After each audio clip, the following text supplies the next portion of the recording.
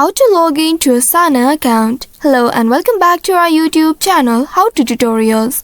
In today's video, I'm going to show you how you can log in to your Asana account. To do so, first of all, ensure that you have already created an account on it.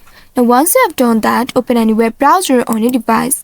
Here I have launched my Chrome browser. Once in the browser, in the search bar, type in the official URL of Asana, which is asana.com. Once you have entered this keyword at the URL, now press on the enter button of your keyboard to search for it. And within a while, now you'll be taken to the official website of Asana. Here in this page, you can see the login option at the top right. You will need to simply click on this option and then you will be presented with the login interface. Here now you will need to choose the sign in option based on what you have used while creating an account on it. If you have continued with Google previously, then simply click on this continue with Google option.